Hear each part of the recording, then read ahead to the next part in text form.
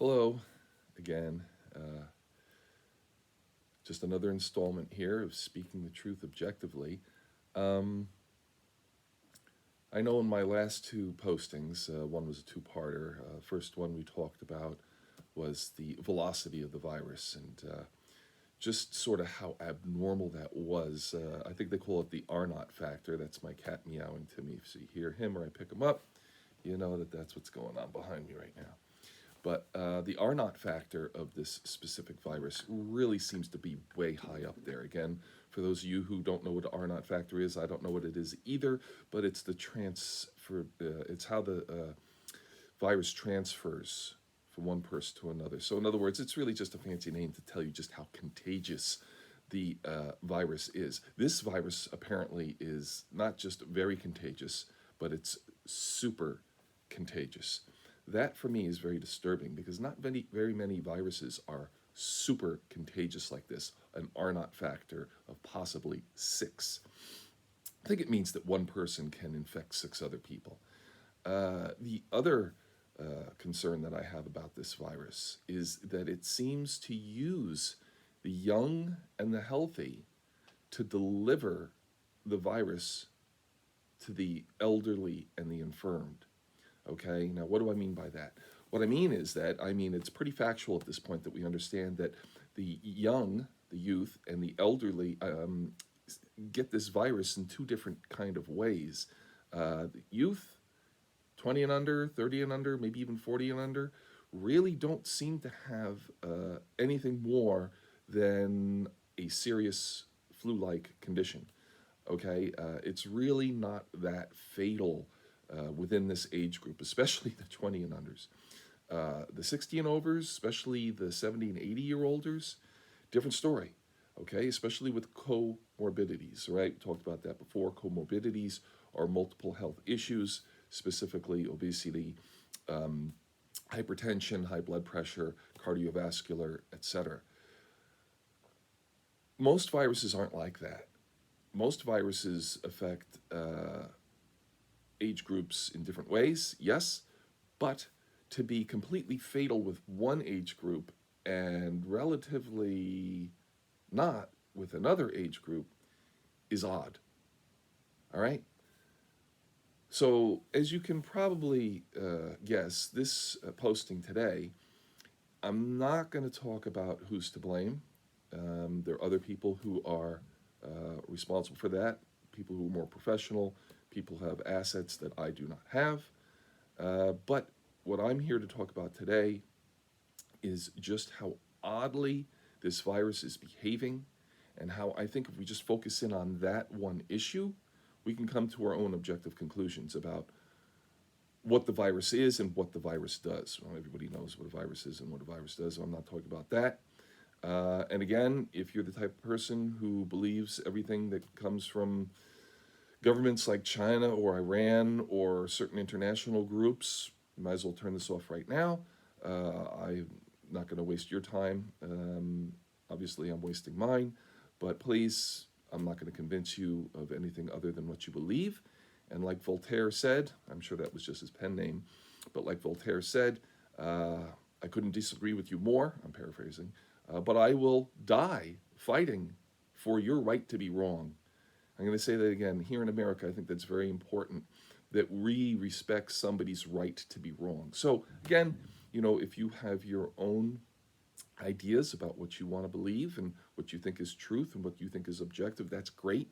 I'm here only to talk about the facts as we know them as they're presented to us. So, I think there's been a lot made about the virus being squashed early on and maybe covered up. People who were trying to get the truth out have disappeared or possibly, have been swimming with the fishes, or so to speak. I'm not here to talk or speculate about that. What I am here to talk about is how this virus acts. I think it's very clear that the youth that are affected by the virus are designed in nature to be the carriers, or more to the point, the delivery system to carry this weapon to the most vulnerable. Who are the most vulnerable? The aged and the infirmed. I'm going to ask you a question. What type of government system does that suit best? I'm going to say it again. What kind of government system does that suit best? Where we keep the workers young and healthy and we discard those who are aged and infirmed. When I presented this to my sister a month and a half ago in a diner in Connecticut when all seemed like it was still going to be well, the first thing she responded was euthanasia. What type of government system does euthanasia suit best? Well, we really need to go no further than the crazy Swedes. Remember we talked about them in my last post? You know, they say crazy like a fox, right? Well, what are the Swedes doing?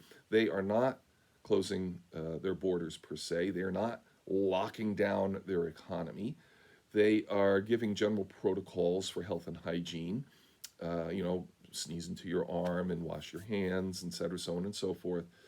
But they're not enforcing the total shutdown of the economy like most every other country in the world is. Is that disturbing to you to see that the Swedes would have such little care for their aged and their infirm, their most vulnerable? Does that surprise you? Well, it shouldn't.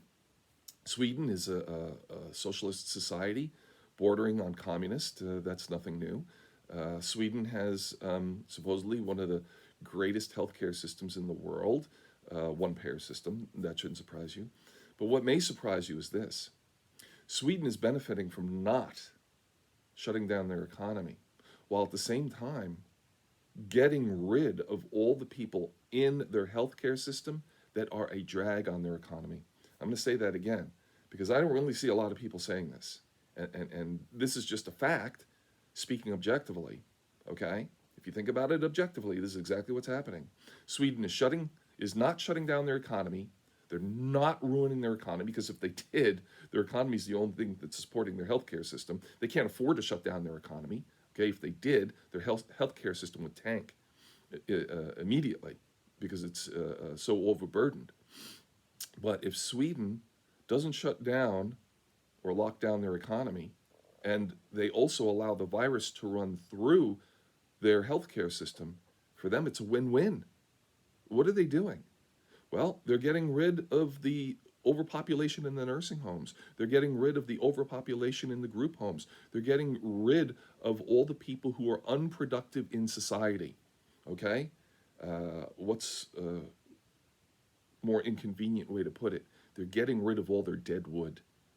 What are they doing? They're allowing the virus to do the work for them so that they can concentrate their limited resources on the healthy and the young and the productive, while allowing the elderly, the infirmed, the unproductive to pass with, I guess, what they would call dignity. Okay? That's what's happening in Sweden. What it goes to show you is that this virus supports a certain type of social structured government. Okay? And what are we doing here in America? We're doing the exact opposite. We're closing down an entire country to save maybe even just one person. Knew that was going to happen. And the rest of this video may be a little jerky, but we are closing down our whole country, all right, to save maybe one person. 330 million people nervous, sequestered, quarantined in their homes. Okay? Only essential workers out there. What I'm most concerned about here is that this is a tale of two cities. This is a tale of Sparta and Athens. What did Sparta do with its children? Right? When they were born. Those who were born with abnormalities. Everybody knows what Sparta did, right? They left them out in the cold to die. Right? What did Sparta do with its healthy children? They gave them all the sustenance that the mother could give them, right? Through the breast milk. Well, what's Sweden doing? They're leaving their aged and infirmed out there, high and dry, to die, so that they can concentrate their resources from the mother's milk on those who are young and healthy. Now, that may be a crass way to put it, but that's exactly what's happening if you're fair and objective and you think about it. What does Athens do? Well, they respect values, right? They respect intelligence, wisdom, morals, ethics, okay? Although they weren't the most moralistic or ethical people, but these were things that they looked towards. They were altruistic, right? That's what we talk about. Socrates, Plato, they were altruistic. What do we do here in America? We're the exact opposite. We will stop everything to save one person. And again, this is a discussion for another YouTube post, uh, not for here and for now. But I'm going to ask you this question. What happens to a country like Sweden, but with a population that's infinitely greater? Not a population with tens of millions, but a population with tens of billions. Okay? How do they feed their people? Malthusian prophecy, right? Look it up. You know, the Malthusian prophecy was probably one of the first real efforts to frighten people into communism, into socialism. That's my belief. But the Malthusian prophecy states that at some point there are going to be too many people and not enough food. Now, that really hasn't happened yet, and I'm sure there are plenty of people who would beg to differ. But technology and innovation and entrepreneurship have always kept up with the ability for us to feed our people. Bottom line. That's a fact. Is it going to carry through the future? Couldn't tell you. Don't have a time machine. But some people want to hedge against that. What country has a lot of people and would be very concerned about controlling their populace if they didn't have enough food to feed them? What country could not work, okay, when it got to the breaking point? What type of government system? I want you to think about that. Would a government system like that hedge against just such an event, okay, with a oops? Well, these type of things happen out here all the time, so it's very easy to have a oops. Get rid of all your dead wood. Get rid of all the people who aren't producing. Get rid of all the people who are vulnerable. Get rid of all the people who can't hold their own, carry their own weight. Okay? What kind of government system benefits from this highly unusual, highly effective, okay, high mortality rate amongst those who cannot produce? What type of government system looks at this virus as a windfall? All right? Now, I hope you come to the same conclusion as me. Of course, I'm not pointing any fingers, but I'm making suggestions. I'm using Sweden as an example because they are doing what they're doing. There's no doubt about that. Okay?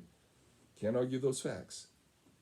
But I want you to think deeply the difference between the tale of two cities, the tale of Sparta and the tale of Athens. What kind of governments today are like Sparta? What kind of governments are like Athens? I'm not saying one's right. I'm saying one's wrong. But I am saying one is picking on its own populace to survive because its way of government is unsustainable. I think I have one more in me, one more YouTube episode. I'm going to talk about the sustainability of shutting down an economy because you have to look at things from both points of view. Sorry, this has been a little shaky because I'm holding it now with my one hand. Of course, it fell. I always have it precariously set up on the table right next to me. But anyway, until then, take care. God bless. I hope you enjoyed this posting. Bye-bye.